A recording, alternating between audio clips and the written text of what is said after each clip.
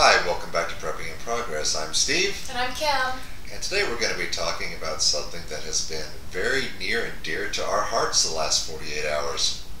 We're sorry about the late upload, but I have been fighting what we think is the flu for the last couple of days and hopefully getting better now. But we wanted to talk about how to deal with illness and sickness after an SHTF situation. I don't feel so good.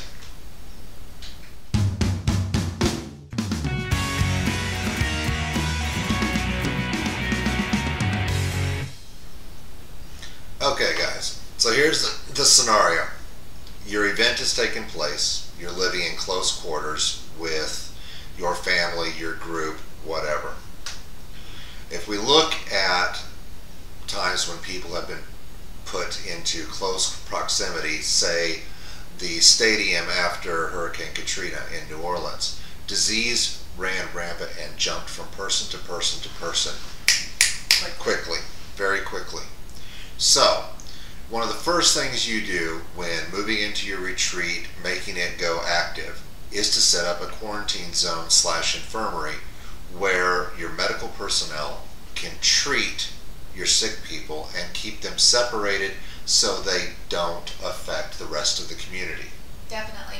And an easy way to set up that, if you don't have a full room that you can or a full building, I would suggest a whole building that you can designate as an infirmary, a shed or something, one of those metal buildings that you can put up quite quickly that can be designated as a infirmary, sick bay, whatever you want to call it, that can be sanitized and kept separate from separate ventilation and everything else from the rest of the group. If you don't have that, another great option is to set aside a room. One of the things that we picked up today, just because we got thinking about this with me being sick, we got this plastic sheeting we got in the hardware section. It's mostly for painting and things like that. With this and some duct tape, you can section off a room of your either your homestead or your current home to set up as a sick bay area, just a quarantine zone. But Steve was going to talk about how to set one of those up. Now, keeping in mind you're not going to have the air scrubbers, the UV scrubbers that you would traditionally wish for. My personal advice, and speaking of which, any medical advice given on this is for entertainment purposes only. I am not a licensed EMT anymore, so no, you're not playing that. These are suggestions. I would make your sick room, infirmary, quarantine room at the very end of a hallway, the last room.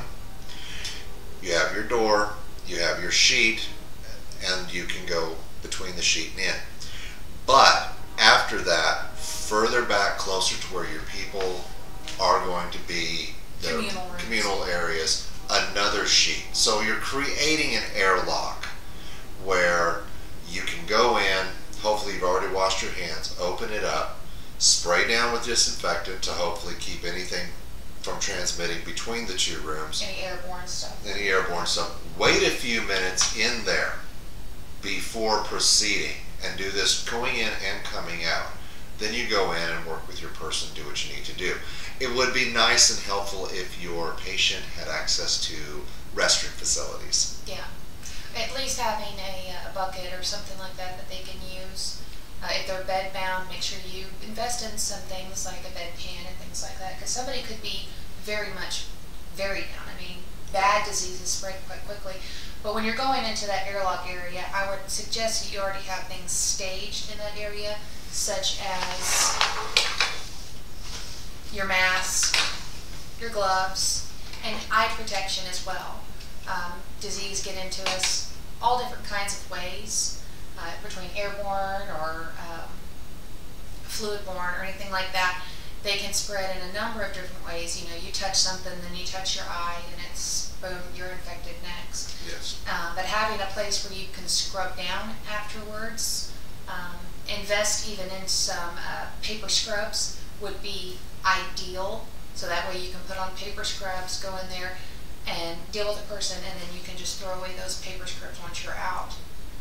But trying to also make sure that you're not bringing extra things in there to a person whose immune system is probably already compromised. You don't want to be bringing in additional problems into a person that's probably pretty close to being at the top of what you can deal with right at the moment. And so you don't want to go and deal with somebody that's dealing with the flu and then bring in dysentery on top of that, because they could potentially kill somebody. And realizing when there's not a doctor available, you want to take as many precautions when it comes to keeping disease contained. That also goes into making sure you have plenty of cleaning supplies to keep an area sanitized. Get the stuff with antibacterial, antiviral cleaning supplies. Bleach is a good alternative, but remember that liquid bleach does not last very long in its liquid state. Its ability to eliminate bacteria and germs and viruses and things like that maybe only lasts 6 months on the shelf. So I would invest in some powdered bleach that you can mix up outside. Don't mix those inside because you can create Do mix them outside, don't mix them inside. Don't mix them inside. You That's mix them outside because it creates a Chlorine gas Chlorine can gas. be formed by doing this, and it Yes. would be bad. So there's great resources online on how to use powdered bleach, and I find that a little bit more shelf stable than the liquid form. I have some liquid form on hand, but mostly for cleaning clothing and stuff like that. But for actually like disinfecting and sanitizing a room to keep germs down, I would mix up bleach from the powdered forms, like Pool Shock and things like that, where you can mix it up and then create your bleach solution to good cleanup, and it's a lot more shelf stable than the liquid. I had never thought of that. Thank you for throwing that at me, because bleach is bleach. It lasts forever, right? No, it doesn't. You would think it does, but it doesn't. But yeah, having ways to keep things sanitary, keep things clean, not only to protect the rest of your group, to keep from disease moving rapidly through the group, but also to keep somebody, like I said, whose immune system is probably compromised, keep them from contracting additional diseases. But something else to think about, once you do have somebody that's down, like I was down and out, like for a couple of days, and Steve was having to pick up a lot of extra slack around the house that I wasn't able to do, having people cross-trained. Whatever my job is or whatever his job is, I've got to make sure that I at least somewhat know what he knows how to do, and he's got to know what I do. So say your comms guy is down and out with dysentery or the flu, and he's in quarantine and can't come out. You've got to be at least somewhat knowledgeable to help keep the comms up and running, keeping things monitored, at least until that person is better. And having people who are cross-trained with that person, kind of maybe even as like an apprentice type thing, so you can at least keep things going until that person is better. Like Steve's going to have to learn how to can and all that kind of good stuff, because I know he doesn't like it, but if I'm down and out for an extended period of time and we've got vegetables coming in from the garden and they need to get canned and they need to get processed quickly. Dehydrated. No. Dehydrated. I'm good. But having people cross-trained to pick up the slack, at least for a short period of time until that person is recovered, is something that you have to take into consideration. You touched me. I'm sorry. You're such an idiot. You're supposed to use these. They're sanitizing wipes. Whew, that's strong. Cool. But anyways, we just wanted y'all to, especially during this season where I've got a lot of people at work that are sick, and that's probably one of the reasons why I got sick, is because we've got terrible air circulation there. But once one person gets sick, it makes its rounds really bad. And like I said, I'm sorry for the late upload, but we did want to come and talk to you about this, just because we've been dealing with it for the last couple of days. But are we gonna do a quick rundown of some basic meds that they should probably stock up on, or? Yeah, to say that's another thing, is when you're dealing with disease and just even the common cold can really put somebody down and out. So having your medications, even just your basic over-the-counter stuff. Yeah. You know, your acetaminophen, aspirin, NSAIDs. a fever reducer. If you're dealing with somebody with a very high temperature, you want to be able to get that down and stuff. But we also invest in fish antibiotics. Now, I don't recommend them for everything. Actually, I'm not recommending them at all. This is just stuff that we use, like I said, because, you know, people say you're not supposed to use those or whatever. In theory, they are not as purified as the ones you get in the pharmacy. So, but personally, we've used them before on different things.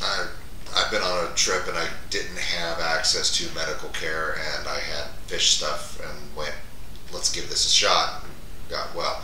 There are websites and printouts of the milligrams and matching ups, as well as what they're used to treat. And I cannot remember the name of the one. It's not, the one that I used was not a sulfa base or not a. That's the one you use, because he's not allergic to penicillin, but he has a family history of being allergic to penicillin. So I'm saving my one use of penicillin that will maybe trigger the allergy for something very bad. So we don't use any. So I use Ceplex. Yeah, we don't use any penicillin-based fibs. So not just we use amoxicillin or fish mox for me and the kids, because we're not allergic to penicillin. But for him, we find a non-penicillin-based one. But also going in and researching what they can treat and what they can't treat. The cold, a virus, the flu, and stuff like that. Antibiotics are not the new thing. Those are antibiotics are for bacterial. It's not going to treat a virus. Sometimes a virus is just going to have to sometimes run its course when you don't have antiviral medications. Did I say sulfa? I'm not whatever. I'm thinking of something else. Sorry, guys. But it's okay. I know, like I said, I'm trying to stay up, but I'm already starting to feel really tired again.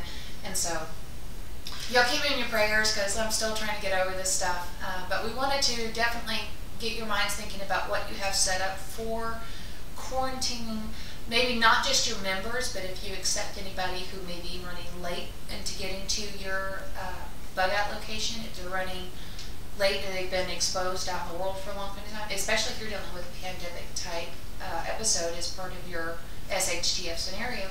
If somebody's been exposed out into the world for a really long time, and they're running late to your bug out location and they've dealt with a lot of things, you may have to quarantine them for at least a week or so to make sure that they didn't pick up anything along the way that's going to spread rapidly through your group.